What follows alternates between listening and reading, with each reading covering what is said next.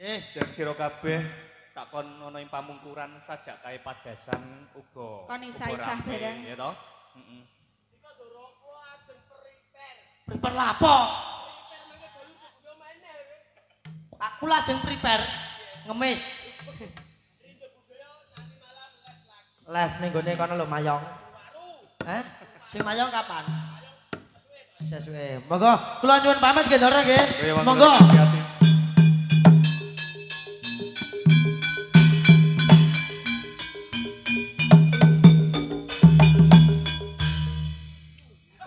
Dalem. Saja iki dina ora kaya padatan yen to kasunyatan suka parisuka ngayu bagyo. Ya adicara tasakuran walimatul hitan. Nggih. Putra saking panjenengan Hamrugati, Bapak Supri Hardi. So Ibu Mustamah, yaiku Kenang Bagus, Zahid, Nova, Andrea. Muga wae apa kang dadi sedya wigati kaijabah dening Gusti Kang Maha Kuwasa. Nuwun para lenggah Agung Semawana Putri. Putra teges kula cuman toko gempil kamartikan panjenengan sami wantun jumeneng ngadeg sak ngareping tratak rambat Cinaturata boten sanes amung sinampiran jejebahan adicara pangruwatan netepi adating tanah Pulo Jawa. Kepareng kula nepangaken Raden Bedul kalian sisian kula Raden Tembem. Ing titiari kalenggahan sak sampunipun panjenengan diaturi suka parisuka kaliyan kadang seniman Sriwati Ridho Budoyo.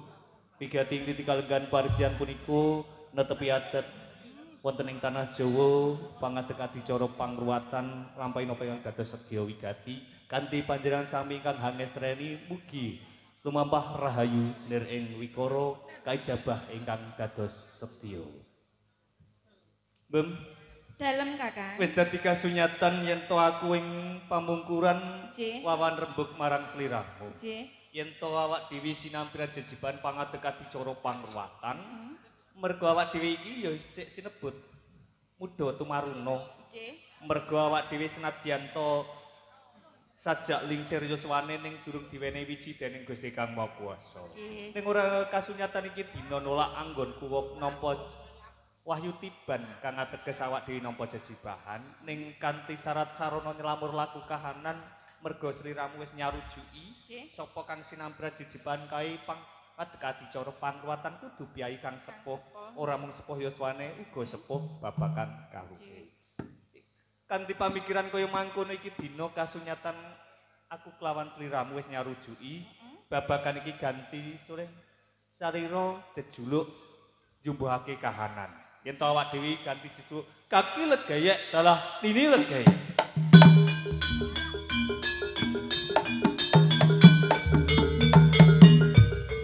Kaki legeyek. Kula sah rujuk pinemu panjenengan karan kaki legeyek so nini legeyek. Nanging kok malah kula capet-capet mireng perenjak ganter-ganter sak njawinipun griyata kaki. Wis dadi kasunyatan ning tanah Jawa yen to ana prenjak ganter-ganter kae bakal tamu tumuju sak ring rompok awak dhewe. Coba dirantu sawetara amrih trawaca kang dadi wigati. Ya ora maido yen to awak dhewe iki ana sak dhuwuring gunung. Yen to kasunyatan kae para kadang ora ing tanah Jawa tumuju ana ing rompok awak dhewe sajak munging pereng uga munging gunung kasunyatan tumuju sak ring rompok awak.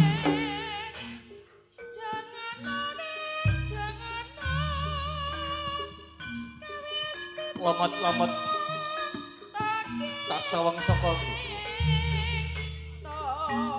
keganjangan sak keluarga tumuju sak ring rompok awak dhewe. Muga wae yen to kasunyatan apa kang dadi sedya wis sak mestine bakal tak tampa. Nanging trawaca kang dadi wigati wis sak mestine yen to sapetemon marang kang Hamrugati.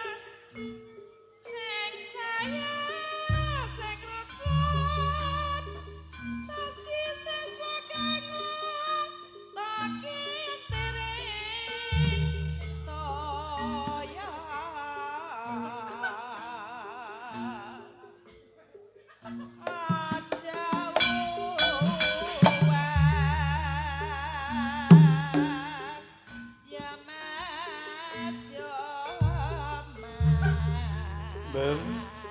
Yen ndek baju takitan saiki dina kasunyatan ra rampung mergo sajak kae.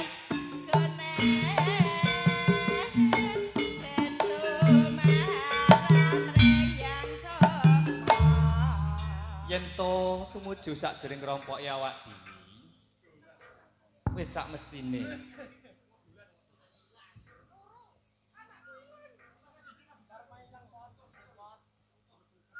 Ratu Randat mergo ana ing pucuking gunung awak dhewe iki dipasoma. Ya sisa ning pelaku iki mau diati-ati ngenak klorot. Nek disawang kae yo ketok cedhak ning awak dhewe. Lah iku malah katon damjak tumuju wonten ing rompoke dhewe lho Kaki. Oh, wis dadi kasunyatan iki kaya. Nggih.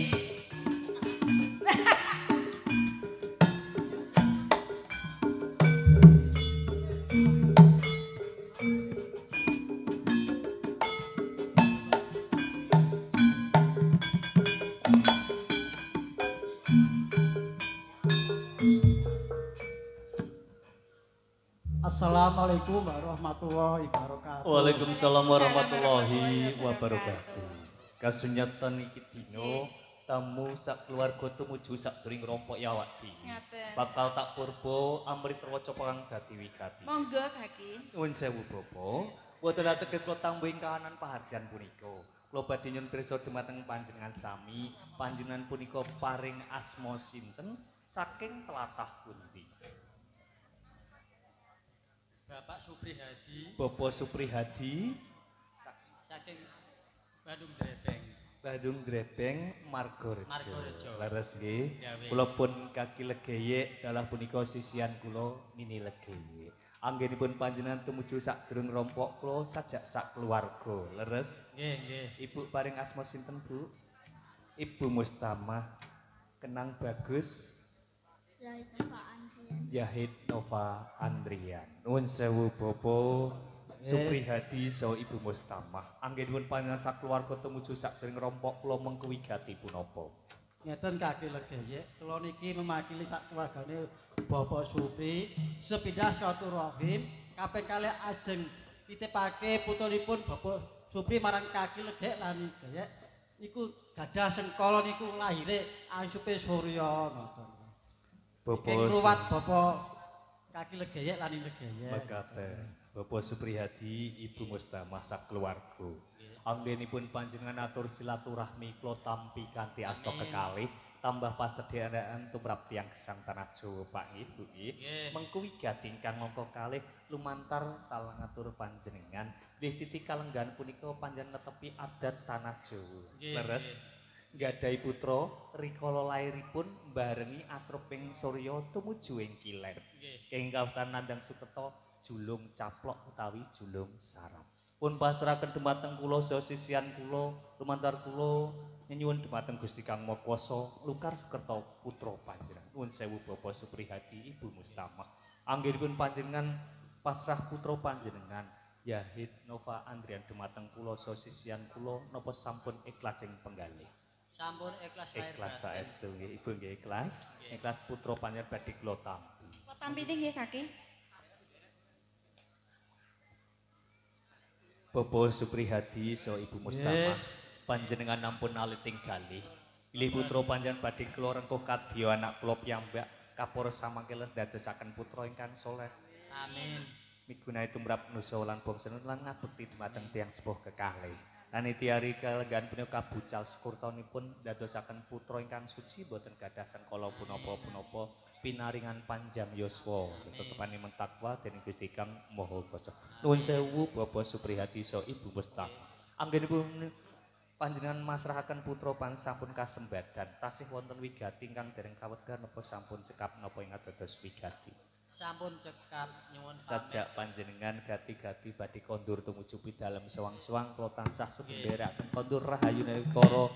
Wassalamualaikum warahmatullahi wabarakatuh. Waalaikumsalam warahmatullahi wabarakatuh.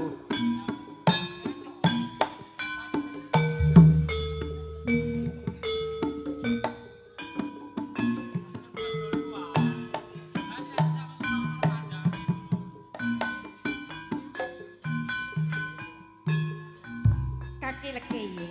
Ini legi. Kanugrahan saking Gusti menika mboten kanyono-nyono. Lah niki malah kula dipasrahi bocah bagus pasuryane lek yo demenakno lho Kaki. Wis dadi kasunyatan iki jumbuh marang kahanan Nugroho Raka nyono-nyono duwe anak senadyan to titipan Nggih. ning tak emperke kaya cilikangku iki. Nggih, mila menika.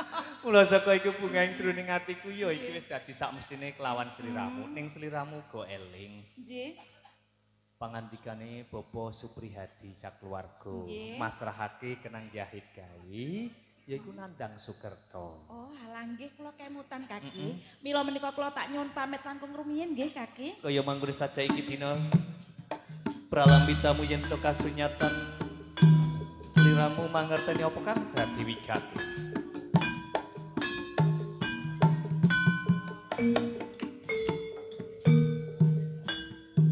Menika kawujudan janur kuning. Nanging kula menika kok bingung sanget lho Kaki. Panjenengan menika kok nyengker janur kuning 7 dina 7 bengi lawase. Iki jane arep dingge apa to? Ora tak selaki yen to kasunyatan Bu Mustamah saha Bapak Suprihadi kae netepi adat ing tanah Jawa. Nggih. Amangka urip ing tanah Jawa kae kebak adat budaya mengko werdi lan samudana. Janur ngono sejatine werdi ana ing tanah Jawa. Nur utawa cahya kang tumurun saka dhuwur kanthi jabah Gusti Kang Maha Kuwasa. Nggih. Ya iki dina wis tak paring aji sangut tak sengkerke 7 dina 7 bengi. Iki bakal tak kalungke ana ing janggane anakmu supaya kalis rubedane ring sambikala. Oh, ngaten. Monggo Kaki.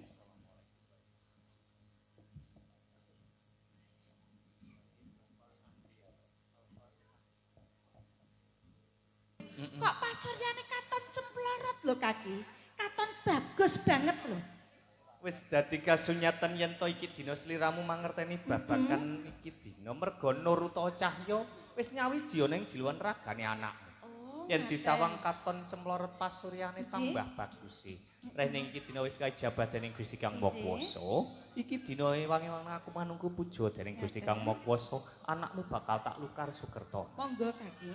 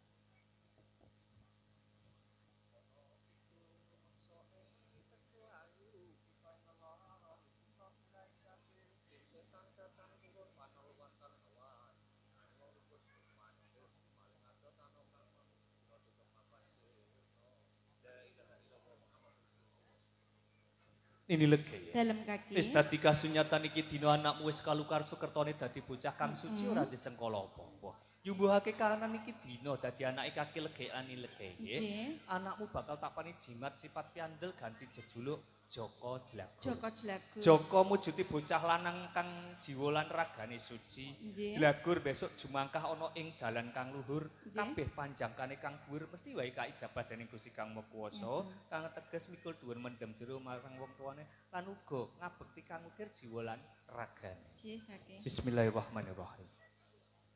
Yahid Nova Andrian. Joko Jlagur.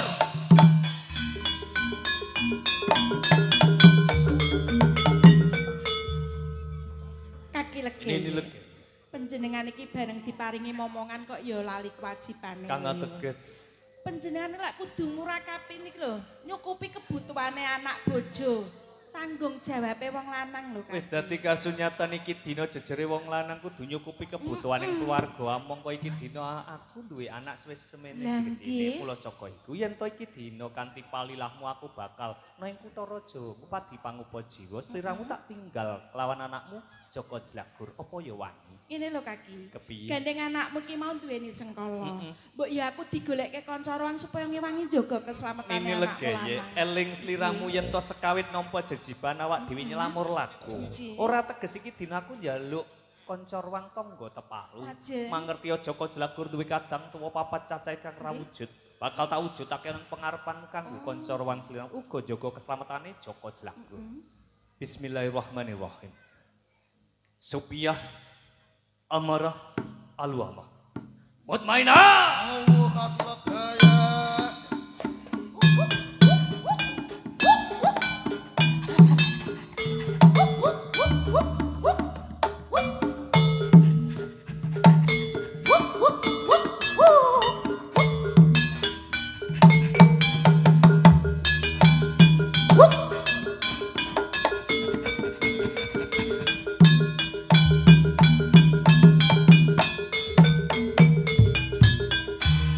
Amarah Alwamah lan kowe mutmainah. Dawuh kaki legaya. Ento sekawit ke badan lu tak cipta dadi badan kasar. Mergo iki dina aku nyelukno sabiyan tumi kowe kabeh tak kon jaga kadangmu anom Joko Jlagur uga dadi kanca wenil ge apa sagu nger. Sagu Yen kaki kaya mantu legaya. Joko aja nganti lirwa sak kedheping nitron ini legek. Dalem Kaki. Lah kewengen anggonku pati pangupaja kanggo kebutuhaning keluarga. Nggih. Keselamatane Joko Jlagur tak sampirno iku. Ngaten, Kaki. Ning iki dina aku meling marang sliramu. Pripun? Yen sewayah-wayah ana bebaya sliramu ora bisa muntasi. Ji. Ngedruk lemah kaping telundang jenengku. Badhe Krasa prestakaken, jenenge Kaki. aku bali tumuju sewang-sewang Salim. ngandung selamat ning legek.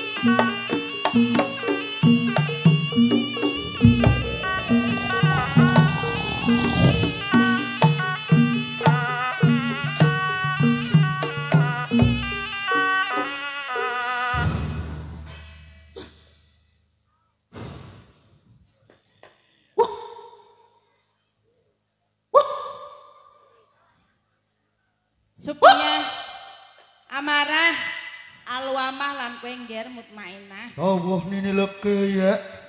Aku ki mau lak ning mburi to. Lah kok ning menyang endi to, Ngger? Kepareng matur nini legaya. Heeh. Anggene saderenge kula matur. Kula nyuwun ngapunten ingkang kathah nini legaya. Lah wong arep matur wae kok yo njaluk pangapura ora kaya adat sabene to, Ngger, Ngger. Sekawit kaki legaya dalan nini legaya pasrah kadang anem kula. Ing mriki Iya. kula ugi kadang anem kula kegocekan saentawis nini legaya. Ananging kula krasa ngantuk sak liyepan. Terus Banjur tangine kula toleh kadang anem kula murca nini legaya.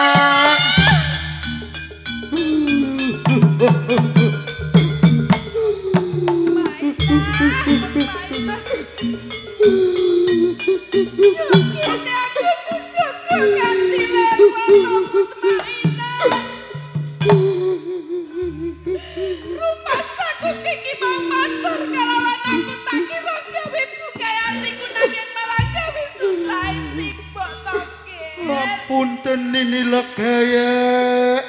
monggo kowe iki mau wis diwanti-wanti karo kaki legeye supaya jaga bau ki wonten kene kandang wanom yer nanging yo kene anggonmu jaga nganti lerwo mutmainah. Ing mriki kula sampun luput nini legaya. Rumangsa gelo aku masrahake kandang wanom kalawan kowe-kowe kabeh. Tamangka lho mutmainah. Dulurmu papat iki sing duwe kaluwihan mung kowe. Sing duweni gondo pangrasa ya mung kowe. Aku njaluk nagih janji. Apa kowe bisa mbelekake kandang wana-wana ing papan kene mutmainah? Kula ingkang sagah ngupadi anggene murcane kadang kula anem nini legaya. Yen pancen ucapanmu kaya ngono mutmainah, bakal tak ugemi nanging kowe kudu eling. Rikala dhisik kaki legeye lunga ning kutha raja mati-mati kalawan simbok. Yen tak ana bebaya apa wae ning rombong kene simbok ra bisa nanggulangi. Simbok kudu gedruk lemah kaping 30 ya nggih. Ing dina iki ayo ewang-ewang ngono tetunggu nang ngersane Gusti Kang karya jagat supaya bapakmu iki kelebani mutmainah supaya amarah lan kowe alwamah ayo ngger bareng-bareng tetunggu. Bismillahirrahmanirrahim. Niat ingsun matek jebak penipun kaki legaya wonten pundi dunungipun. Mugi-mugi enggal-enggal kondur kaki legaya.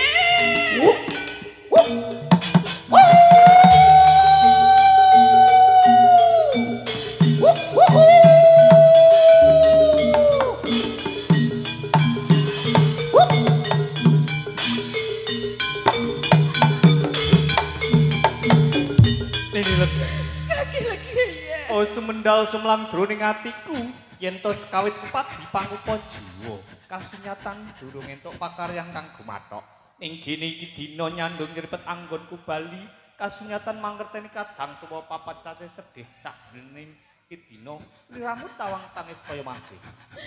Kula rumah secaketan dateng panjenengan mawon rumah sajrih kaki legaya. Sajak beda kaya padatan yen to kasunyatane saben dina tumekaku kok papak kelawan esem lan guyu. Menika leres. Ning iki dina kasunyatan gene tawang tangismu dadi pitakonku. Amargi menika babagan putra panjenengan Joko Jlagur kae. Joko Jlagur ing dinten samangke anes kaki legaya. Joko Jlagur mondo.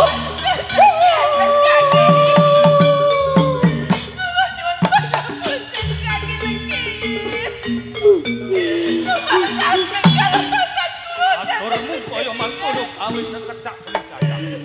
Bisa menjadi bakal tau tapake tukang marang bila. Ciganes putih kan. Yen to kasunyatan kae sekawit kalih Taraja.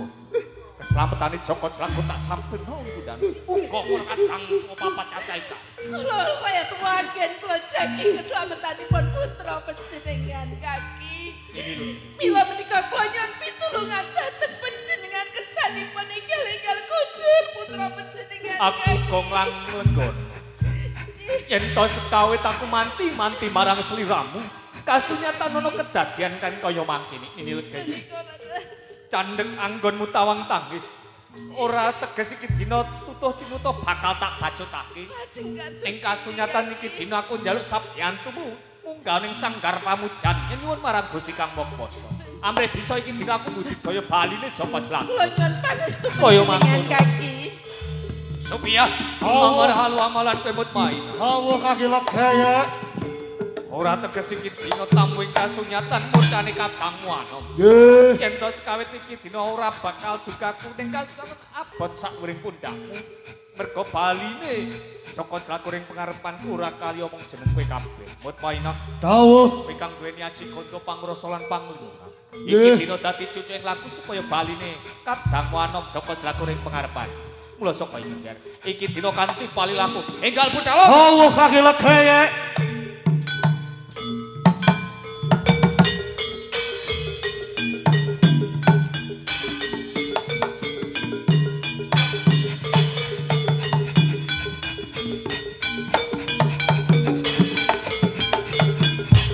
Sopiya hamara halu amalan kowe mutmainah. Dawuh kaki legaya. Ora nganti gantalan dina minggu utawa candra. Nggih. Saged deping netra wae jeneng sira wani bali ing pengarepanku.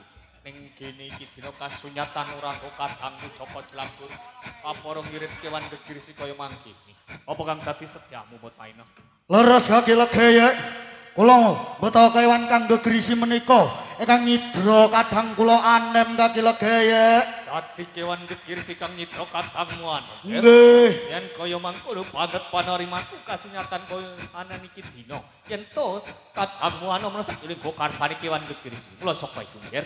Iki dina sekawit jeneng sira tak cipta dadi badan kasar iki bakal tak balekake dadi badan halus maneh supaya bisa kanggo kekuatane Kadangmu anom sak ning garbane kewan gegirisi. Mula saka iku manjing jiwa lan ragane Joko Jlago. Dawuh kaki legaya.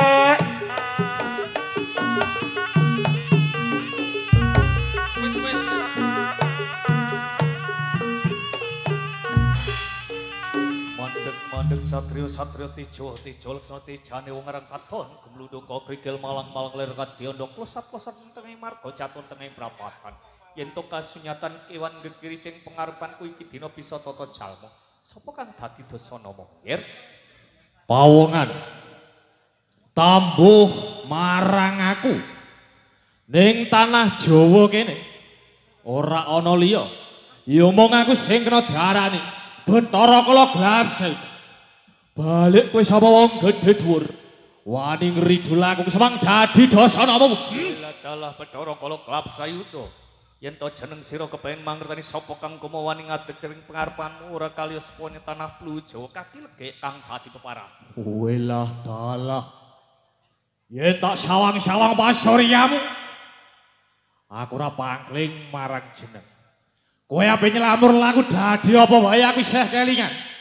Sejatine kowe kuwi bocah ireng sakebaran cemani loko kang aran Raden Pentolan Raden Tembung. Kaki legek Ana paran ning kene yo. Aku dina iki wani mlebu ana sakjroning desa Drebeg Margareja kene. Sajroning desa Drebeg Margareja kene ana pawongan sing duweni jeneng Bapak Suprihadi dalah Ibu Mustamah. Bapak Suprihadi dalah Ibu Mustamah kae han duweni anak sing duweni jeneng Zahid Nova Andrian. Lahire barengi Anslupe Surya. Sakwise tak tadah dadi kala mangsa tak krimah-krimah ora bisa lebut. Tak ulu malang-malang ning gorokan rasane pedes panas Mas Pri, apa to sebabe Kaki Legek? Bela dalah Bathara Kala Glapsai. Dasar kepronyot. Ora tak selain sewu pralampita ing netramu mangerteni yen to gondo pangrasamu sing ngadeg gejer ora kaliya ya bocah cemani luka ireng sakembaran Raden Pentul kang dadi aranku ya Kaki Legeyek. Iki dina uga dredah ana sakjroning rompokmu ora kaliya mung pokal gawemu anggonmu netepi jadang pangtiti sing bapa adem kang nandang Sukerta. Kasunyatan mangerteni yen Bapa Supri Hadisa Ibu Mustamah Kai duweni anak kang aran Yahid Nova Andrian nandang Sukerta julung caplok utawa julung sarap. Nek goklok, nek mangsa wis dadi jamak lumrahe ning iki dina kasunyatan Sri Bathara Kala Glapsai apa lali nalika mbabatalasana ing tanah Plu Jawa kae. Entuk Sri Bathara Kala Glapsai goklok apa kang dadi jadang panganmu. Titi sing bapa Adam kang nandang Sukerta nanging yen to ora karuwat sengkalan. Tambal sana yen to ora karuwat sengkalane amangka iki dina Sri Bathara Kala Glapsai to mangerteni bocah kae kinalungan janur kuning ana ing jangkane. Apara tak paringi aji sangkang kae jabatane Gusti Kang Maha Kuwasa kang ateges bocah kae wis kalukar Sukertane dadi bocah kang suci ora disengkala waka.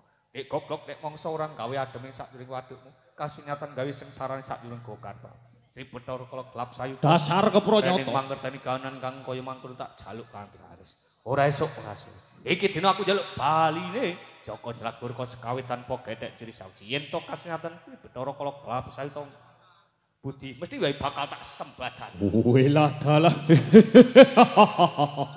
Kaki Legek. Ana paran. Sugih kedel bondo wani. Kowe wani njaluk anakmu sing wis ana sakjroning waduk. Apa pawitan? Umpama iki dina Sri Bathara Kala Glapsai to jaluk bebono, apa sanggup pinangka? Bathara Kala yen to kasunyatan iki dina sajak enteng sinangga abot anggon bakal ngulungake anakku nek sakjroning Gokarta. Tinimbang ana utang ludra ing papan kene kaambalan kabeh setting gembong kami jaya dadi Sri Bathara Kala Glapsai to. Telukane bocah ireng cemani luka lurus sakambraning dudu jagalin manungsa. Sesantining tanah Jawa memayu hayu ning bawana langgeng tinitah saka Gusti Kang Maha Kuwasa kang ateges urip lan patihake Gusti Kang Maha Kuwasa kuwi kelawan aku mung tinitah ing alam donya. Syarat sarana baline Jaka Jlagur yen to ing donya kawujudan mesti wae bakal tak sembadani. Mas Picis Raja Brana busana kang pating dobyan bakal tak cepake geraja njaluk tumreng lintang kelawan rebulan. Kaki Legek, No pareng. rungokno bobokmu lan lekno mripat. Aku ora butuhake Mas Picis Raja Brana. Ora njaluk busana kang pating gemebyar kae.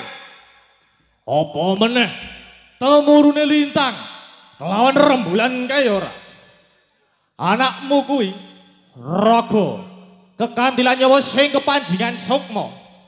Pinangka gantine raga kekantilan nyawa sing kepanjingan sukma sing nganggo sarwa seta. Kang aran pitik putih siji cacahe. Kowe sing kepisan. Angka loro mori putih sak dedeg pengawe. Angka telu beras sak pitrah bumbu pawon sak cukupe. Ora esuk ora sore sing dadi panjelani Bathara Kala Glapsai to. Bakal mbok wujudi. Dina iki bakal utahke anakmu. Sri Bathara Kala Glapsai to. Yen to apa kang dadi panjalukmu sajak ngemu pralampita. Pitik sita kae mujudi jiwa raga kang suci. Beras fitrah anyuceni jiwa lan ragamu yen to mori putih kanggo buntelmu temekaning pralaya ngadhep marang Kang Kuwasa. Wis dadi kawujudan ing donya iki ana wujud ature sepono tanah Plu Jawa kena nek uga menggal utahno anakku sak jroning Gokarta. Yen mengkono ora usah kesuwen. Sake anakmu sing wis ana sak jroning wadukmu. Mundura sak jangkah tampanono. Tak tampani.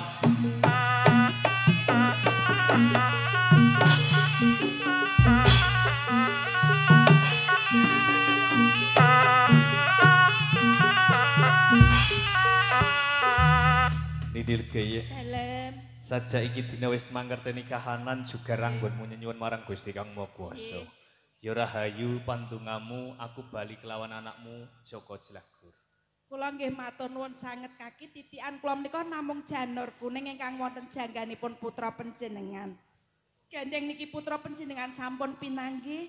Sak wayah-wayah yen to tiyang sepuhipun dumugi mriki mboten bingung anggenipun ngendika. Wis dadi kasunyatan kabeh lelakon mung kanggo wadining awak Ngaten. dhewe damar manjung jinuban. Nggih. Bungah jroning atiku kasunyatan baline anakmu kok sekawit. Dan iki malah kula mireng prenjak ganter-ganter sak jawinipun griya to Kaki.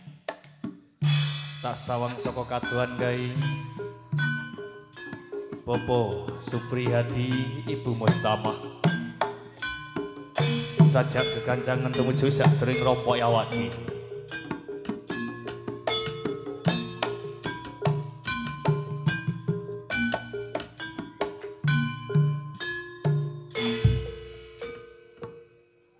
Assalamualaikum warahmatullahi wabarakatuh. Waalaikumsalam warahmatullahi wabarakatuh. Nini legeye Dalem. ora pangling Nggih. Bapak Supriyadi so Ibu Mustamah. Nggih. Ning aku kaget. Napa? Apa ora nyawang kae? Ah nggih kok pating benonot. Malah Bapak Supriyadi ki lho. Engko pitik kaya dikemuli barang. Ayo dek dikudang-kudang. Nuwun sewu Bapak, anggenipun panjenengan tumuju sak rompok kula damel kaget ing manah kula. Panjenengan beto kados sekatan janjane mengko wigati punapa.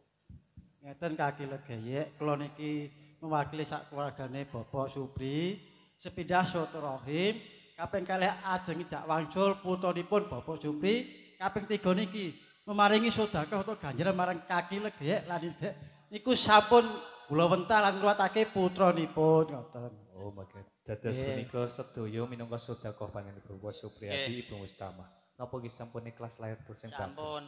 ikhlas Bro. Sampun ikhlas lahir Nah, ikhlas batin. badhe kula tampi mugi dadosaken berkah lumebaripun rejeki panjenengan sak keluarga. Amin. Kula tampi nggih Kaki.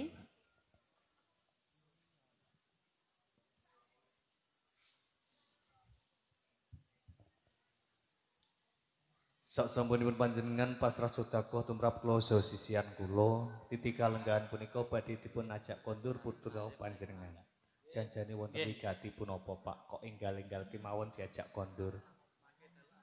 Mangke dalu ajeng kula kitanake. Oh, dados mangke dalu badhe nglampahi hitangan. Nggih. Kula tansah saged memuji anggenipun samangke kenang nova nglampahi hitangan mampah kanthi lancar lujeng slamet Amin. kados pito neri wikara pinaringan enggal dangan wangsul malih wonten dampar pewelangan. Amin. Bapak ing mriku kula badhe nitipaken wujud janur dumateng panjenengan sami.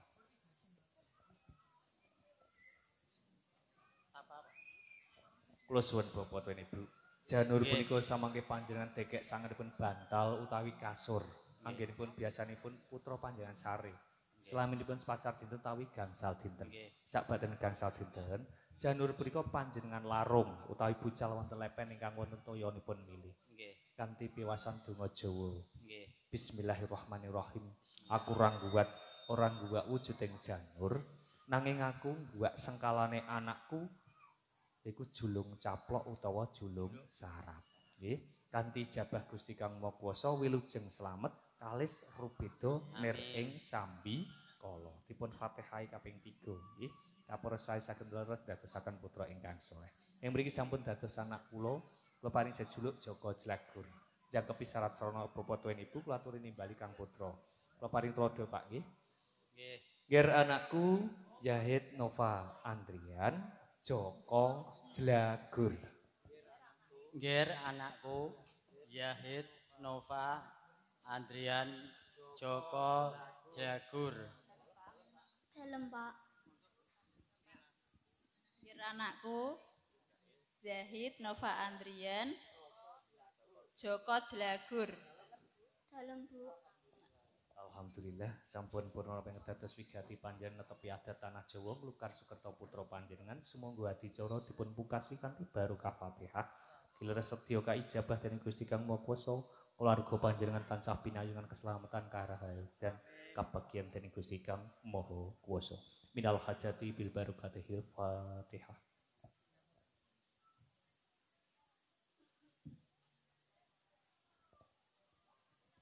Putra panjenengan kula pasrahaken dhumateng Bapak tuwin Ibu. Salim Bapak. Nyuwun pangestunipun Bapak, Ibu damel jimat paripih dayanna kasantosan. Bapak Supriyadi, Ibu Mustamah, purnaning pahargyan kula tansah sugeng nderekaken kondur tumuju pidalem suwang-suwang rahayu nirikara. Wassalamualaikum warahmatullahi wabarakatuh. Waalaikumsalam warahmatullahi wabarakatuh.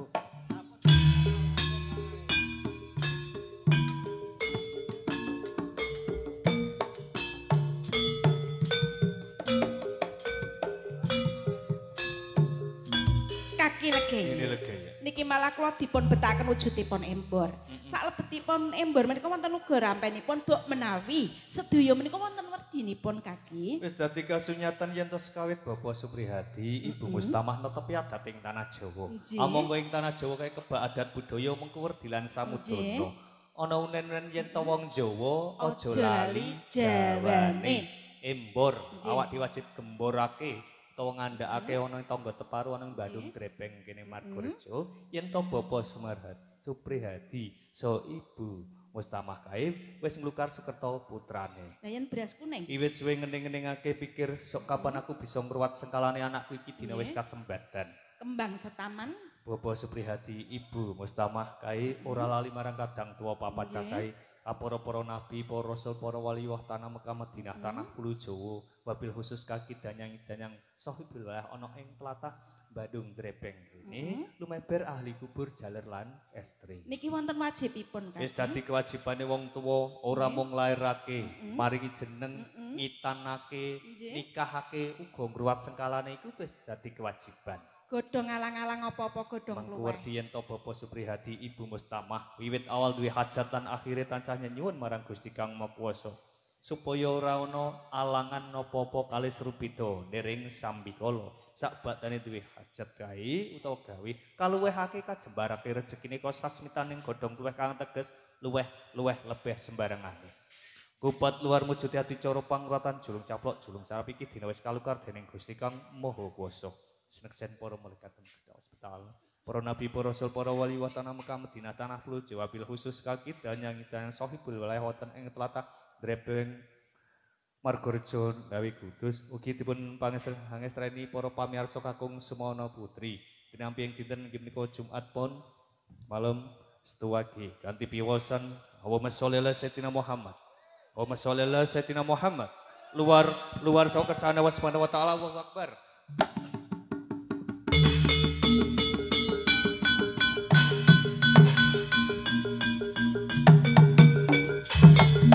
Betara kalau gelap sayuto Dasar kepara nyata. iki dina kasunyatan sadurunge apa kang dadi panjang tak wujudi. Aku njaluk sabiyantu mesaktu. Sanggup kaki lagi. Kaya mangkono rino lan kene Betara kalau gelap saya tak kon jaga keselamatan daleme Bapak Suprihadi Ibu Mustamah.